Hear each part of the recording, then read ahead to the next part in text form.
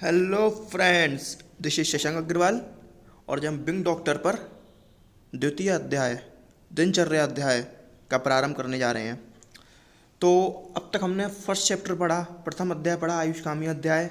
तो जिन लोगों को भी समझ में आया, काफ़ी लोगों के कमेंट्स भी आए, जैसे कुछ बच्चे परेशान हो रहे हैं कि सारे श्लोक याद करना कंपलसरी है कि नहीं। देखो, ये श्लोक याद करना सेकेंडरी चीज़ है, ये श्लोक याद करना सेकेंडरी चीज़ है। लेकिन मैंने इसलिए बोला कि फर्स्ट चैप्टर के श्लोक याद करने, क्योंकि फर्स्ट चैप्टर सबसे इंपॉर्टेंट चैप्टर है और इसके श्लोक आप याद रखेंगे तो आप अच्छे नंबर गेन कर सकते हैं। जैसे कि मैंने बताया, इसका प्रयोजन वगैरह, इसके अवतरण, ये सब आपको श्लोक याद होने चाहिए। क्यों?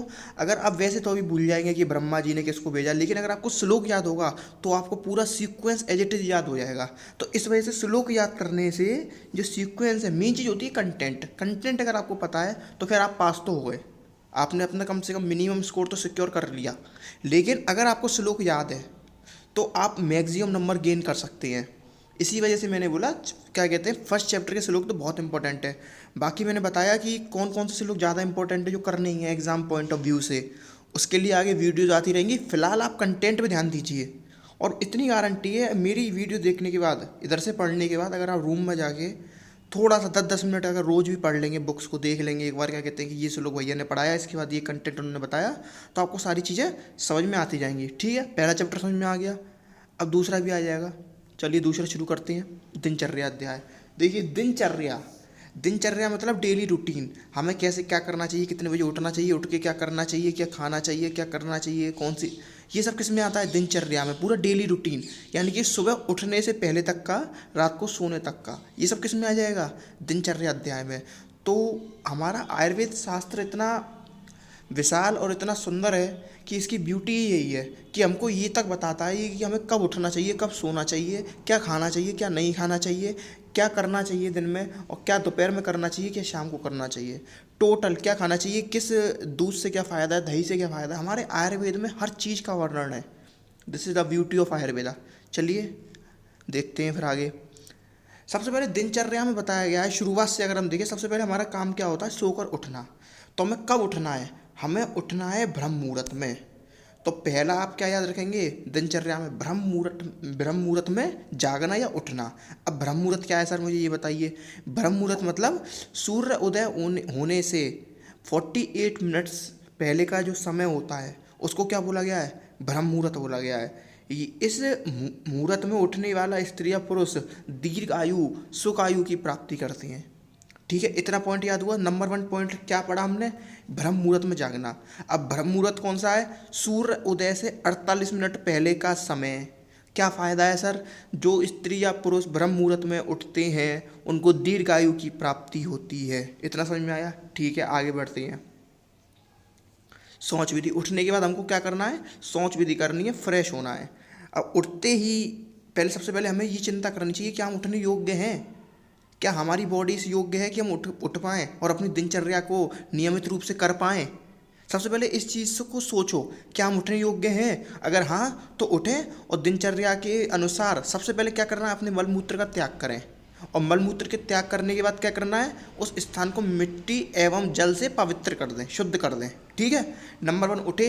नंबर 2 फिर क्या करा? शौच करा, यही काम होता है। अब शौच करने के बाद क्या करना है? डायरेक्ट नाश्ता कर लोगे? नहीं, उससे पहले क्या है? दंतवन विधि, यानी कि पेस्ट। अब तो खैर आप क्या करते हो, पेस्ट बोल देते हो, टूथपेस्ट करना है हमको, दांत साफ करने हैं, तो उसको पहले क्या बोलते हैं? दंतवन विधि।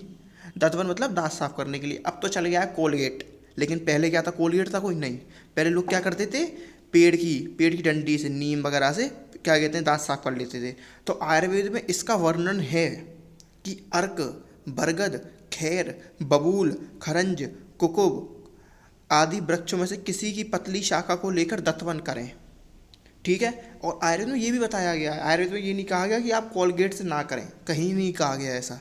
बस ऐसा कहा गया है कि जो आसानी से सुलभ हो, जो मसूड़ों को हानि ना पहुंचाए एवं जिससे दांत पूर्ण रूप से स्वस्थ हो जाएं, स्वच्छ हो जाएं, उसका पालन करें, उसका इस्तेमाल करें। जैसे कि अगर आपको लग रहा है कि हमारे पास अर्क की डंडी नहीं है, लेकिन हमारे पास पेस्ट है, और पेस्ट इतना अच्छा है जिससे हमारे मसूड़ों को नुकसान नहीं पहुंच रहा, हमारे दांत साफ हो रहे हैं, आसानी से मिल रहा है, तो आप पेस्ट का इस्तेमाल कीजिए। आयुर्वेद में ये कहीं नहीं कहा गया कि आप कोलगेट का इस्तेमाल ना करें, पेप्सोडेंट का इस्तेमाल ना करें। आयुर्वेद में ये कहा गया है कि उसका इस्तेमाल करें जो आपके मसूड़ों को नुकसान ना पहुंचाए एवं उनको पूर्ण रूप से स्वच्छ कर दें। ठीक है। अब देखिए, दंतवन करने के भी इसमें समय का विधान किया गया है। 2 समय बताए गए हैं, एक तो प्रातःकाल एवं भोजन कर लेने के बाद। ठीक है। अब इसके फायदे की बात करें, दंतवन करने से क्या होता है, इससे मुख की मलिनता दूर होती है, यानी कि जो दांत में खाने के बाद जो जम जाता है वो गंदगी दूर होती है। दूसरा, मसूड़े में फंसे हुए अन्न वगैरह फंस जाते हैं खाना खाते टाइम, वो निकल जाते हैं। आपने देखा हो खाना खाने के बाद कुछ दांत में फंस जाता है, इसलिए तो आजकल क्या कहते हैं, साफ़ करने के लिए अलग अलग चीज़ें आ रही हैं। लेकिन अगर आप क्या कहते हैं, आयुर्वेद के हिसाब से दंतवन विधि का प्रयोग करेंगे नियमित, तो आपके दांत भी स्वस्थ रहेंगे एवं स्वच्छ रहेंगे पूर्ण रूप से। ठीक है। अब इसकी विधि के बारे में बात कर लेते हैं। दंतवन के अगले भागों को दांत से चबाकर अथवा कूटकर मुलायम कर लेना चाहिए। जैसे दंतवन बोला गया है, जो जिस डंडी से आप दांत साफ करने जा रहे हैं, उसको सबसे पहले दांतों से आगे से चबाकर उसको मुलायम कर लें, जिससे मसूड़ों को हानि ना पहुंचा पाए। सॉरी। इस दंतवन का रस कसैला होना चाहिए, बबूल या कटु अथवा नीम जैसा होना चाहिए। नीम का पत्ता कैसा है, कड़वा नहीं है भैया, तिक्त है। ठीक है। चलिए आगे आइए। अब इसकी लंबाई, चौड़ाई, मोटाई के बारे में बात करी गई है। इसकी मोटाई कनिनिका उंगली के बराबर होनी चाहिए। कनिनिका मतलब कन्नी उंगली जिसको बोलते हैं हम रेगुलर लैंग्वेज में, तो कन्नी उंगली के बराबर होनी चाहिए इसकी मोटाई के समान, तथा लंबाई 12 अंगुल होनी चाहिए। अब जी अंगुल प्रमाण, अंजलि प्रमाण या रचना शैली में पढ़ेंगे। ठीक है। इस प्रकार दंतवन को लेकर दांतों पर इस प्रकार घिसें जिससे मसूड़ों को हानि ना पहुंचे। ठीक है। अब सबसे पहले क्या हुआ भैया, ब्रह्म मुहूर्त में उठ गए। ब्रह्म मुहूर्त में उठने के बाद क्या करा, शौच विधि करी। शौच के बाद क्या करा, दंतवन कर लिया। अब देखिए, दंतवन का ये बताया गया, दंतवन किनको नहीं करना चाहिए। दंतवन का निषेध, अजीर्ण अजीर्ण होने पर, यानी कि बदहजमी, इंडाइजेशन होने पर आपको दंतवन नहीं करना चाहिए। छर्दी, वॉमिटिंग, जिसको उल्टी हो रही है उसको भी नहीं करना चाहिए। डिस्पेंसिया यानी कि श्वास रोग, जिसको श्वास रोग है, जिसको रेस्पिरेटरी प्रॉब्लम है, उसको भी नहीं करना चाहिए। काश रोग अर्थात खांसी, ज्वर रोग अर्थात फीवर, मतलब मुख प्रदेश का लकवा, तृषा अर्थात जिसको ज़्यादा प्यास लग रही हो, मुखपाक जिसका मुंह में छाले हो, हृदय रोग, हार्ट डिसीज, नेत्र रोग, आई रोग, शिरोरोग में तथा कंठ रोग में दंतवन ना करें। ठीक है। ये आपको याद कर लेना है। सबसे पहले अजीर्ण, अनडाइजेशन कंडीशन में, जिसका खाना पचा ना हुआ हो अभी तक, उसको दंतवन नहीं करना चाहिए। अर्थात छर्दी, जिसको वॉमिटिंग हो, उसको भी नहीं करना चाहिए। श्वास रोग, जिसको खांसी हो, सांस का रोग, उसको भी नहीं करना चाहिए। फीवर में नहीं करना चाहिए, हार्ट प्रॉब्लम में नहीं करना चाहिए। जब भी फेशियल पैरालिसिस, मुख प्रदेश का लकवा हो, उस कंडीशन में भी नहीं करना चाहिए। इसके बाद अंजन प्रयोग। अंजन प्रयोग अर्थात जैसे रेगुलर लैंग्वेज में क्या बोलते हैं, काजल लगाना आंखों में। मुख शुद्धि करने के बाद प्रतिदिन 100 बीर सिंधु नदी का अंजन को आंखों में लगाना चाहिए। ये आंखों को के लिए हितकर होता है। अर्थात आंखों में नियमित अंजन का प्रयोग बताया गया है। और जो आंखों में नियमित अंजन लगाते हैं, उनकी आँख क्या होती है, आपने देखा होगा, बड़ी बड़ी आँखें होती हैं एवं उनके चक्षु ऐसे प्रतीत होते हैं कि मानो कितने डेवलप्ड हैं, वो बहुत डेवलप्ड हो जाते हैं। क्यों, रेगुलर अंजन लगाने से, रेगुलर काजल लगाने से बहुत बेनिफिट है। और उसमें भी कौन सा अंजन, सौवीर अंजन। सौवीर अंजन कौन सा, जो सिंधु नदी से प्राप्त हो। ठीक है। अब रसंजन का प्रयोग बताया गया है। श्रावण अंजन का प्रयोग चक्षु तेजों में अर्थात अग्निगुण प्रधान अवयव है। आपने बताया होगा कि क्या कहते हैं, जो हमारे चक्षु हैं, इसमें आगे हम पढ़ेंगे पदार्थ में भी, कि इसमें अग्निगुण की क्या रहती है, अधिकता रहती है चक्षु में। और जो श्रावण अंजन है, ये जो अंजन है, रसंजन है, ये भी अग्निगुण प्रधान होता है, जिस वजह से ये चक्षु को बल प्रदान करने का कार्य करता है। जो अग्नि होती है, इसको शीत गुण प्रधान कफ का भय रहता है। अर्थात आपने देखा होगा, मॉडर्न में बोलते हैं कि आंखों में कैटरेक्ट हो गया। अगर आपको कैटरेक्ट से बचना है, यानी कि मोतियाबिंद से बचना है, तो अगर जो लोग प्रतिदिन अंजन का प्रयोग करते हैं, उनको मोतियाबिंद नहीं होता। क्यों, क्योंकि आपके चक्षु जो है वो कैसा है, अग्निगुण प्रधान है। और आपका जो अंजन है वो भी कैसा है, अग्निगुण प्रधान है। और कैटरेक्ट कैसी बीमारी है, कफ जनित, शीत गुण कफ जनित। तो अग्नि और कफ विरुद्ध होने से जो लोग नियमित रूप से अग्निगुण प्रधान अंजन का प्रयोग करते हैं, उनको कैटरेक्ट का डर नहीं रहता। ठीक है। इसके बाद नस्य का सेवन बताया गया। नस्य आप सिंपल भाषा में ये समझ लीजिए, नाक के द्वारा दी गई औषधि। ठीक है। नाक के छिद्र, नासिका छिद्र को द्वारा दी गई औषधि। अंजन प्रयोग करने के बाद नस्य, गंडूस का सेवन करें। गंडूस मतलब मुख में पानी भर लेना है और हिलाना नहीं है। ठीक है। गंडूस का मतलब मुख में किसी भी पानी का भर लेना, या क्या कहते हैं औषधि का भर लेना, तेल का भर लेना, और फिर उसको हिलाना नहीं, जब तक रखना जब तक तुम होल्ड कर सकते हो, उसी को क्या बोला गया है आयुर्वेद में, गंडूस बोला गया है। ठीक है। अब तांबुल का प्रयोग बताया गया है, तांबुल का निषेध, यानी कि यही क्या कहते हैं धूम्रपान है तांदुल, कहीं कहीं हमको वैसे बताया गया है आयुर्वेद में कि धूम्रपान भी करना चाहिए। धूम्रपान मतलब ये नहीं सिगरेट बीड़ी, आयुर्वेदिक औषधियों का धूम्रपान बताया गया है। और तंबुल मतलब तम्बाकू का सेवन भी बताया गया है आयुर्वेद में, लेकिन सब विधि विधान, सबके संस्कार करके और सब विधि के अनुसार। अब देखिए तांबुल का प्रयोग कहाँ का निषेध है। देखिए जिस मनुष्य का छत हो, रक्त पित्त रोगी, क्यों, क्योंकि तांबुल खाने से पित्त बढ़ जाता है, और रक्त पित्त रोगी का पित्त पहले से ही बढ़ा हुआ है तो उसकी डिसीज और कंडीशन सीवियर हो जाएगी, इस वजह से रक्त पित्त रोगी को नहीं करना चाहिए सेवन। रुक्ष प्रकृति हो, जिसकी आंखें दुखती हो, जो विष मद मूर्जा से पीड़ित हो, जिसको मुखशोष हो, जिसका मुंह सूज गया हो, छाले वाले हो, उसको तांबुल का सेवन नहीं करना चाहिए। तांबुल कटु, उष्ण और तिक्त है, इसलिए इसे पित्त बढ़ने पर नहीं खाना चाहिए। क्यों, क्योंकि पित्त के भी यही गुण है। कौन कौन से, उष्ण, तिक्त, ये सब किसके गुण हैं, पित्त के, और ये तांबुल के गुण हैं। तो अगर सेम गुण होंगे तो क्या हो जाएगी, पित्त की वृद्धि हो जाएगी, जिस कारण से क्या हो जाएंगे, रोग उत्पन्न हो सकते हैं। इसी वजह से हमको तांबुल का सेवन इन कंडीशनों में नहीं करना चाहिए।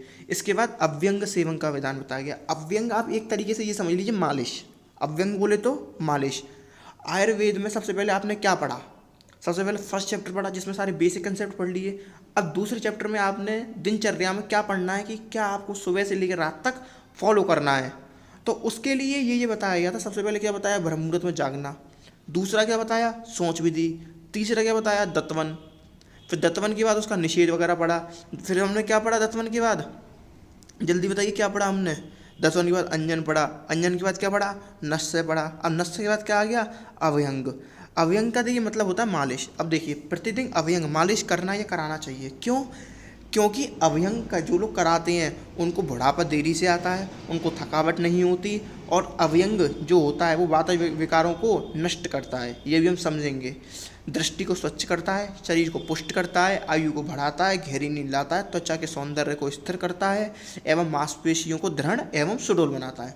देखिए आपने पढ़ा होगा, जब हमने वातज के रोगों की चिकित्सा पढ़ी थी तब हमने ये बताया था कि अगर इसकी शोधन चिकित्सा की बात करें तो वो कौन सी होती है, बस्ती। और अगर समन चिकित्सा की बात करें तो क्या होता है, तेल। लेकिन जब हम मालिश करते हैं तेल की, तो एक तो तेल है तो वैसे ही उसका शमन हो जाएगा वात का, और दूसरी बात जब हम मालिश करते हैं तो जो वायु अटक गई है कोष्ठ वगैरह में वो अधोगति से बाहर निकल जाती है। ठीक है, इस कारण हमको नियमित रूप से अभयंग करना चाहिए। अगर खुद नहीं करते तो किसी नौकर वगैरह से कराना चाहिए। अब करा भी रहे हो अभयंग तो क्या क्या फ़ायदे हैं आपको ये भी पता होना चाहिए। देखो जो लोग अभयंग कराते हैं उनको थकावट नहीं होती, उनको बुढ़ापा यानी कि जरा देरी से आता है, उनकी स्थिर जो उनकी जो स्किन है उसकी जो सौंदर्यता है वो बनी रहती है, उनकी मांसपेशियां दृढ़ एवं कठिन हो जाती है, शरीर सुडौल हो जाता है, मेद का नाश होता है, जिस वजह से पुरुष हष्टपुष्ट दिखता है। अभयंग के प्रमुख स्थान, अभयंग को सिर, कानों एवं पैरों के तलुए में विशेष रूप से करना चाहिए। ठीक है, सिर पर, कानों पर तथा पैरों के तलुए में विशेष रूप से करना चाहिए। अभयंग का निषेध कफ से पीड़ित, वमन विरेचन से जिन्होंने शरीर शुद्धि आदि किया हो, तथा अजीर्ण रोग से ग्रस्त हो। अजीर्ण मतलब इंडाइजेशन कंडीशन, अभी क्या कहते हैं भोजन पचा नहीं है, भोजन तुरंत करने के बाद भी आपको अभयंग नहीं करना, अभयंग का प्रयोग ना करें। ठीक है, इतना समझ में आया, अभयंग के फायदे समझ में आ गए आपको। बुढ़ापा दूर करता है, स्किन की सौंदर्यता बढ़ाता है, ये सब करता है। ये क्या है, अभयंग के फायदे।